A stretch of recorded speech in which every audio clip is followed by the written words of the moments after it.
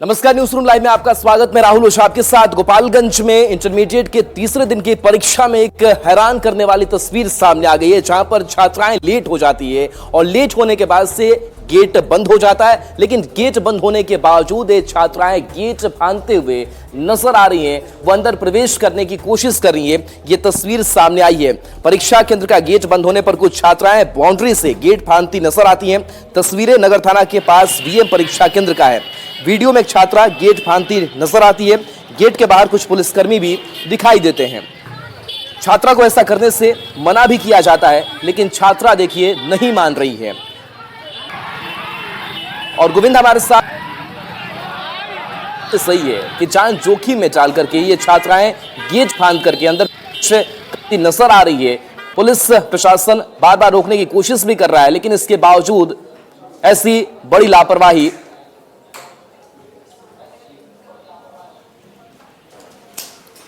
गोविंद हमारे साथ जुड़े हुए हैं। गोविंद, क्या आप तक आवाज पहुंच पा रही है? जो तस्वीर सामने आ रही है, तस्वीर भी कई सवाल खड़े कर रही है कि आपको एग्जाम सेंटर पर अगर पहुंचना है, आप समय पर पहुंचती, लेकिन लेट होने के बावजूद छात्राएं गेट फांदती हुई नजर आती है। ये कितना सही लगता है?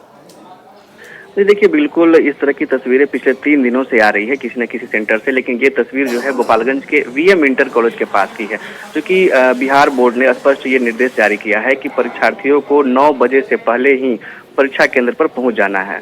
और 9 बजे के बाद जो है प्रथम पाली की जो परीक्षा होगी, उसमें 9 बजे के बाद उन्हें एंट्री नहीं मिलेगी। इसके बावजूद भी कई ऐसी छात्राएं हैं और परीक्षार्थी हैं जो निर्धारित समय के बाद पहुंचते हैं। उसके बाद जब गेट, परीक्षा केंद्र का जो गेट है वो बंद कर दिया जाता है, तो जान जोखिम में डालकर उस गेट को फांद कर परीक्षा हॉल में एंट्री करने की कोशिश करते हैं। हालांकि पुलिसकर्मी वहां बार बार समझाते हैं, परीक्षा केंद्र के जो मजिस्ट्रेट है वो भी बार बार इन्हें समझाते हैं, लेकिन ये छात्राएं जो है मानने की नहीं मान पाती है। यही वजह है कि आए दिन इस तरह की तस्वीरें सामने आती है। गोविंद, आप कह रहे हैं लगातार तीनों दिन ऐसी तस्वीर सामने आई, क्या लग रहा है कि इसके बाद से जो एग्जाम्स होंगे उसमें ये स्थिति सुधरेगी?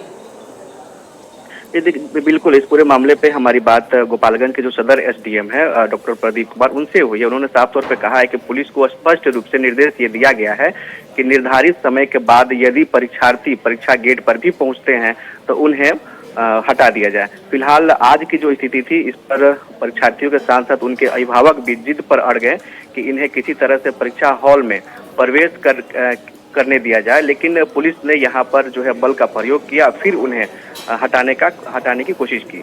तो ये तस्वीर जो है वीएम इंटर कॉलेज के पास की है। लेकिन इस तरह की तस्वीरें दोबारा सामने न आ सके, इसको लेकर गोपालगंज की जो प्रशासन है वो अलर्ट हो गई है और सभी केंद्रों पर केंद्र अधीक्षकों के साथ जो पुलिस बल और मजिस्ट्रेट है उन्हें स्पष्ट रूप से निर्देश भी दिया गया है।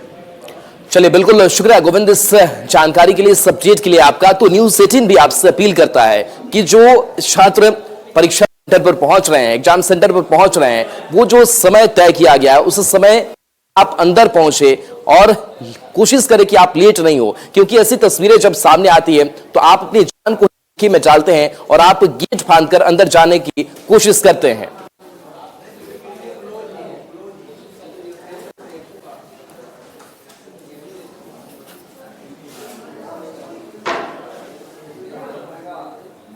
और देखिए, गया से खबर है जहां पर बाइक चोरी की घटना सामने आई है और इस बाइक चोरी की पूरी जो घटनाक्रम है वो सीसीटीवी में कैद हो गई है और इसी सीसीटीवी के आधार पर पुलिस पूरे मामले की तफ्तीश करने में जुटी हुई है। बताया जा रहा है कि एक छात्र की बाइक थी और उस बाइक की चोरी कर ली जाती है। और ये तस्वीर देखिए किस तरीके से शातिर चोर इस बाइक को स्टार्ट करके वहां से लेकर चलते बनता है। मामला विष्णुपद थाना।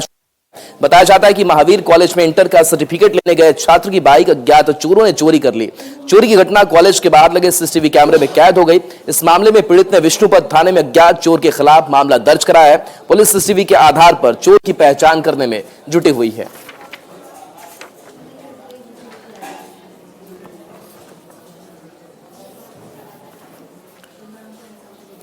और देखिए, पटना से बड़ी खबर है जहां पर कांग्रेस प्रदेश अध्यक्ष अखिलेश सिंह की मुलाकात आरजेडी सुप्रीमो लालू प्रसाद यादव से हुई है। और ये दोनों मुलाकात जो है, दोनों नेताओं की मुलाकात कई मायनों में बेहद अहम मानी जा रही है, क्योंकि जो राजनीतिक परिस्थितियां हैं वो बदली हुई नजर आ रही। नीतीश कुमार अब इस गठबंधन से अलग हो चुके हैं और ऐसे अखिलेश सिंह ने लालू प्रसाद यादव से मुलाकात की और ये मुलाकात बेहद अहम मानी जा रही है। ताजा राजनीतिक घटनाक्रम के बीच ये मुलाकात हुई है और बताया जा रहा है कि सीट बंटवारे को लेकर के मुलाकात हुई है। साथ ही जो आगामी चुनाव है उसमें सीट शेयरिंग का फॉर्मूला कैसे कोऑर्डिनेट किया जाए और इस लिहाज से भी ये मुलाकात महत्वपूर्ण हो जाती है। लेकिन बता दें कि लालू प्रसाद से मुलाकात के बाद जब अखिलेश सिंह बाहर निकले तो उन्होंने मीडिया से दरकिनार कर लिया। अखिलेश बिना बात किए हुए निकल गए।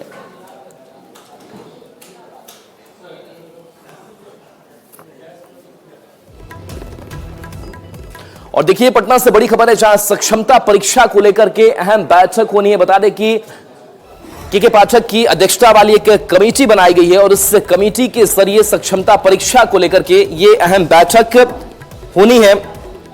परीक्षा पास करने के 3 अवसर को लेकर के इस बैठक में चर्चा की जाएगी। 5 सदस्यीय कमेटी बनने के बाद आज पहली बैठक होगी।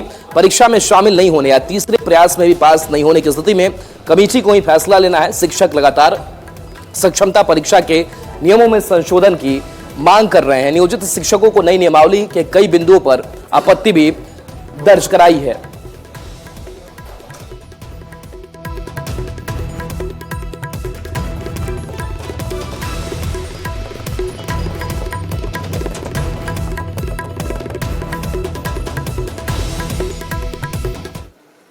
और देखिए बिहार में शिक्षकों की बंपर बहाली होने जा रही है और इसको लेकर के फेज 3 की भी जो तैयारी है वो शिक्षा विभाग ने शुरू कर दी है और इस फेज 3 की बहाली को लेकर के लगातार अब कवायदे जो हैं वो तेज हो चली हैं। बता दें कि मार्च महीने में तीसरे चरण की बहाली के लिए परीक्षा होगी जबकि अगस्त में चौथे चरण के शिक्षक बहाली होगी। बिहार में तीसरे चरण के शिक्षक की नियुक्ति को लेकर शिक्षा विभाग जुट चुका है। फरवरी में शिक्षक बहाली फेज 3 का विज्ञापन जारी किया जा सकता है। थर्ड फेज बहाली के लिए विभाग को रिक्तियों का ब्यौरा मिल गया है। आज वित्त विभाग के प्रशासकीय पदवर्ग समिति को ये रिक्तियां भेजी जाएंगी। उसके बाद कैबिनेट में वैकेंसी के प्रस्ताव पर मुहर लगेगी। कैबिनेट से पास होते ही बीपीएससी को रिक्तियां भेज दी जाएंगी। बीपीएससी थर्ड फेज के लिए इसी महीने विज्ञापन जारी करेगा। करीब 68,000 पदों के लिए थर्ड फेज में विज्ञापन जारी होगा।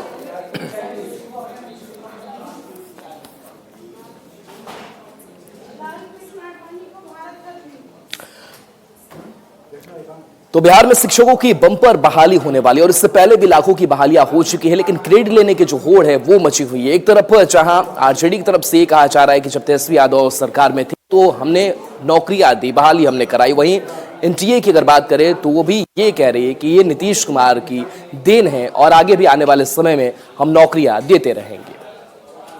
तेजस्वी यादव जी जब डिप्टी सीएम बने, सरकार में आई राष्ट्रीय जनता दल, तो ये काम हुआ।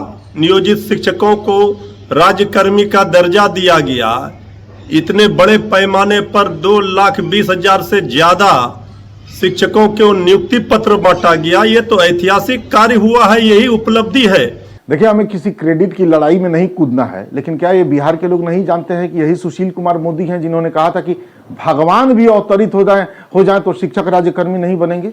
क्या लोग नहीं जानते हैं कि सुशील कुमार मोदी और नीतीश कुमार की जोड़ी ही बिहार में नियोजन नीति लेके आई? तो किसने बहालियां की, किसने सरकारीकरण किया, किसने राज्यकर्मी बनाया, क्या ये बात छुपी हुई है? ये प्रधानमंत्री श्री नरेंद्र मोदी जी के नेतृत्व में और बिहार में माननीय मुख्यमंत्री नीतीश कुमार जी के नेतृत्व में लगातार नौकरियां दी जा रही है। वह तो चुनावी मुद्दा बनेगा ही। साथ ही रेलवे में नौकरी के बदले लालू जी के परिवार ने जो जमीन हड़प ली वह भी चुनावी मुद्दा बनेगा। जहां तक लाभ का सवाल है, पूरी बिहार की जनता और देश की जनता एनडीए के साथ है तो लाभ एनडीए को ही मिलना है। अभी हाल में शिक्षक नियुक्ति 2 लाख से ज्यादा टीचरों को नियुक्ति पत्र बांटे गए। अन्य विभागों में भी नियुक्ति पत्र बांटे गए हैं। वैकेंसीज आ रही है और टीचर बहाली का भी दूसरा तीसरा फेज का भी चरण जो है वो प्रक्रिया चल रही है। इसमें भी बहाली होना है, नियुक्ति होनी है। तो माननीय मुख्यमंत्री नीतीश कुमार जी का 7 निश्चय पार्ट 2 में जो पहला कमिटमेंट जनता से है वो ये है कि युवा शक्ति बिहार की प्रगति, यानी युवाओं को शिक्षा, रोजगार और नौकरी देना। बिहार में शिक्षक बहाली निश्चय पार्ट 2 का हिस्सा रहा है जब एनडीए की सरकार थी। तो इस कार्य का दूसरा कैसे कोई श्रेय ले सकता है, ये मेरे समझ के बिल्कुल परे है। हालांकि चुनाव नजदीक है, जो पार्टियां काम करने में बिल्कुल यकीन नहीं रखती हैं वो इसका श्रेय लेने के होड़ में लगी हुई हैं। देखिए, एक टीम में कई खिलाड़ी होते हैं और कई खिलाड़ियों का योगदान मैच जिताने में होता है, लेकिन श्रेय तो कैप्टन को ही जाता है। ठीक है, महागठबंधन की सरकार रही, सभी दलों का योगदान रहा, साथ रहे, लेकिन कहीं न कहीं नीतीश कुमार जी का सोच, नीतीश कुमार जी का विजन और नीतीश कुमार जी के बेरोजगारों के प्रति किया गया कार्य सबको जनता देख रही है, सुन रही है।